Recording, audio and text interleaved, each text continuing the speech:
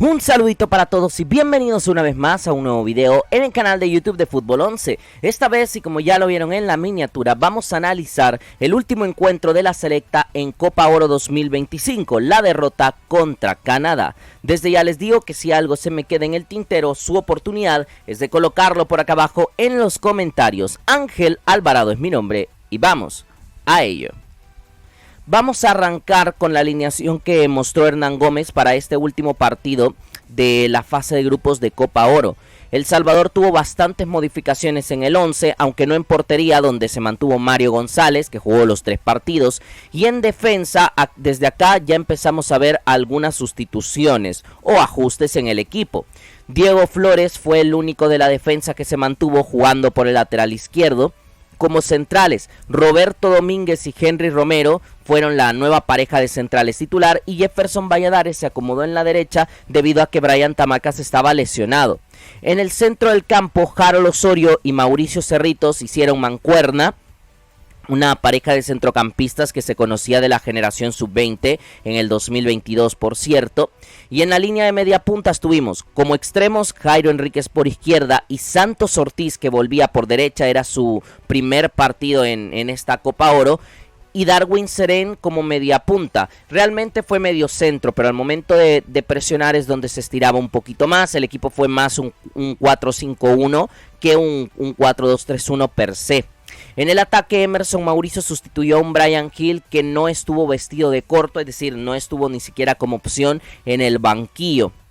A partir de esto, viendo que había muchas modificaciones, me parece lógico por tema de rotar al equipo, había varias cargas físicas bastante fuertes. Bueno, Tamacas y Hill directamente no pudieron ni siquiera estar en el banquillo de sustitutos. Y aparte de ello, era la última oportunidad para ver a varios jugadores que no habían podido jugar ni siquiera un minuto en el torneo, como Domínguez y Romero, que era hoy o no era nunca. Yendo al análisis del partido propiamente, a mí me parece que el juego arranca bastante cortado porque es la disposición del Salvador. ¿Sabes esto que llevábamos hablando varios días de más actitud, más personalidad? Pues creo que sí hubo parte de que el Salvador quisiese hacerse sentir en el campo de juego. Esto hizo que el balón y que el juego no fluyese de ninguno de los dos lados y que muy temprano en el partido empezábamos a ver pausas prolongadas. De hecho, hay una situación de Santos Ortiz con Schaffelburg en el que Santos termina incluso con una cortada y esto obliga a que el partido se pare aproximadamente unos 7-8 minutos. En el inicio del juego apenas iban 2 minutos. Al volver, la tónica sigue bastante parecida, donde El Salvador mete pierna con bastante fuerza y le vamos quitando ritmo al partido, que aunque yo realmente no estoy muy de acuerdo con esa forma de jugar, con ser un poco más fuerte en el tema de los duelos individuales, o sea, fuerte en exceso, obviamente, pero estaba sirviendo para que Canadá cayese en una especie de trampa donde ellos tampoco le podían subir al ritmo de juego al partido de la selección, en parte porque nosotros también estábamos ordenados, limitábamos los espacios. Y aparte de ello, al cortar tanto el juego, no permitiésemos, insisto, que lograra tener una velocidad determinada. Ahora bien, si bien es cierto, Canadá cae en el ritmo de la selecta y esto se mantiene en más o menos unos 30-40 minutos, porque sí se prolonga bastante, que Canadá no nos puede hacer tanto daño, pero es verdad que empieza a encontrar un poquito de mejores sensaciones con la expulsión de Santos Ortiz, una expulsión después de recuperar una pelota, le queda larga tras un jugador de Canadá que mete la pierna y él deja la pierna derecha estirada haciendo contacto con otro jugador rival y lastimosamente ahí cae la expulsión. Con eso El Salvador, si bien es cierto, yo creo reconocerlo, el equipo no se viene abajo en ese momento, o sea, asume el golpe, trata de defender en consecuencia con mucho más orden. Emerson Mauricio repliega un poco más para poder ayudar a la línea de mediocampistas y quedamos con un 4-4-1 que mira, quizás dentro de lo malo lo que podemos destacar es que se fue expulsado un extremo, es decir, que no obligó al profesor Hernán Gómez a tener que tocar alguna pieza y obligar a entrar a alguien frío que a lo mejor por una cuestión muy lógica no iba a poder adaptarse a cómo estaba el encuentro, pero como es con un jugador ofensivo no nos vemos tan dañados en ese sentido. El Salvador logra mantener un poco el el orden, bueno, mantiene el orden como tal, e incluso tenemos una jugada donde Diego Flores se descuelga, un centro para Emerson Mauricio que estuvo muy cerca de pescarla, el delantero de Alianza. Previamente habíamos tenido un centro de Jairo y un cabezazo de Harold que había pegado en el poste. Es decir, El Salvador, si lo evaluábamos del todo en un global, no estaba haciendo un mal partido hasta el momento. No obstante, llega una jugada que genera una secuencia condenatoria para el encuentro. Es un desborde de Schaffelburg en el que Jefferson Valladares pierde un punto de velocidad, pierde por un punto de velocidad ante el canadiense, y cuando trata de reponer en barrida, lastimosamente hace contacto contra el jugador rival, lo faulea y esto termina en penal. Claro, el tema es que justo después de esto, Mario González le ataja el penal a Jonathan David, y yo en ese momento pensé, por más que tengamos uno menos, el momento anímico es nuestro.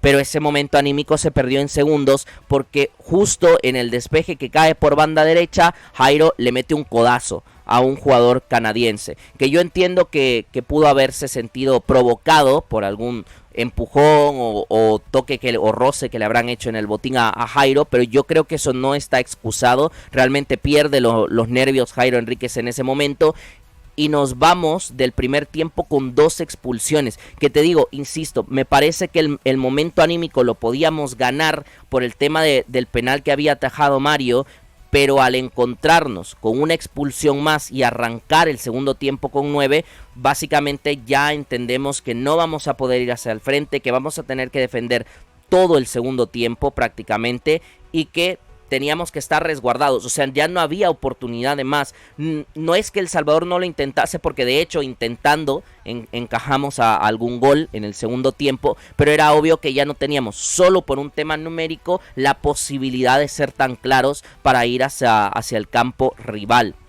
El segundo tiempo, que arranca con el empate todavía 0, Canadá logra explotar los espacios intermedios, porque ya, o sea, a ver, con 10 jugadores podías multiplicar esfuerzos y tratar de cerrar los espacios lo mejor posible, pero el tema es que con 9 ya incluso Canadá te movía la pelota de lado a lado, te obligaba a bascular demasiado, o sea, empezamos a perseguir el balón con demasiada constancia, y esto, quieras o no, genera un desgaste representativo para los futbolistas.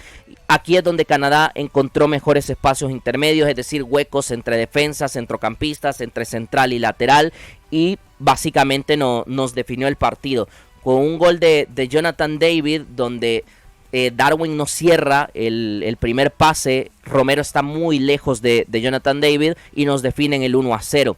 Y posteriormente en la jugada de Buchanan, que es una recuperación y pérdida automática de Diego Flores, o sea, él gana ese balón, pero se equivoca en el pase que manda para Emerson Mauricio, lo cual hace que la hoja de Maple recupere pronto, y ya se había estirado Jefferson Valladares para ir al frente, o sea, para hacer opción de extremo. ¿Qué pasa? Que como perdimos la pelota en una secuencia de estirar, nos queda el lado derecho de Jefferson totalmente descubierto por la espalda de nuestro futbolista, y ahí Tajon Buchanan recibe y nos marca el segundo al primer palo de Mario González. Básicamente ahí se acaba el partido. Me refiero en cuanto a lo que ocurre de poder mantenernos ciertamente en el encuentro, porque ya después no tenemos opción de atacar, no tenemos opción de estirar hacia adelante. El partido estaba totalmente condicionado por lo que ya había ocurrido en el primer tiempo. Aquí reacciona el profesor Hernán Gómez, y viendo que El Salvador estaba haciendo un sangrado constante justamente en esos espacios intermedios, cambia una línea de 5 defensores para contrarrestar al rival. Mete a Julio Cibrián y vemos la línea de 3 centrales en El Salvador: Cibrián por derecha, Romero en el centro y Roberto Domínguez por izquierda. Si somos francos, a mí esto me parece que flanquea bastante esos puntos débiles que la selección tenía. Canadá le baja una marcha, no vamos tampoco a quitar ese punto de la mesa, porque creo que aparte de que nosotros defendemos mejor, Canadá ya no ve la necesidad de tratar de hacernos más daño. Busca por dónde generarnos huecos, pero ante la dificultad seguía paseando la pelota, presionaba cuando tenían una pérdida. y vivieron en campo nuestro. El último tramo para mí sobró, el último tramo de 15 minutos no le aporta nada más al partido que el debut de Josué Rivera en Copa Oro por la lesión de Mauricio Cerritos y nada más. Realmente creo que el encuentro, Canadá lo define con esos 2 goles y tampoco tiene el deseo por ir a marcar más, porque ni siquiera había una diferencia de goles que tuviese que remontar ni nada. Y en el caso del Salvador era un querer y no poder, de tener menos piezas en el campo y no poder estirarse en consecuencia. El partido termina 2-0. Y a ver, nombres del partido para nosotros. Creo que Mario González fue el mejor para El Salvador nuevamente. Tapa el penal, que es verdad, encaja 2 goles, pero no le veo culpabilidad en ninguno, aunque el segundo se lo cuelan en el primer palo, pero bueno. Tapa el penal. A ver, tapa el penal que lo hace cuando iba 0-0 el partido, o sea, le compra tiempo a la selección y encima es un momento anímico que podíamos aprovechar. Luego, la siguiente secuencia no es culpa de él, o sea, él nos mantiene vivos en el momento en el que todavía podíamos aspirar a algo y aparte de ello tiene una tapada más en el segundo tiempo. En líneas generales estuvo bien por aire, creo que solo hay una jugada en la que falla en un centro lateral y luego en líneas generales estuvo bastante bien Mario, o sea, de hecho cuando hagamos las calificaciones seguramente mañana será el mejor puntuado de la selección. Luego destaco a Mauricio Cerritos, he de decir que me gustó el desgaste de Cerritos, le tocó que correr mucho más debido a la situación que hubo en El Salvador, pero cuando estuvimos 11 contra 11 e incluso 10 contra 11 me gustó cómo Cerritos tapó esos espacios donde podían colarse los jugadores de Canadá, digo, esos espacios entre mediocampistas y centrales, fue un bombero por todas partes, cubrió muchas partes del terreno de juego, buenas recuperaciones, o sea, destaco realmente a Cerritos.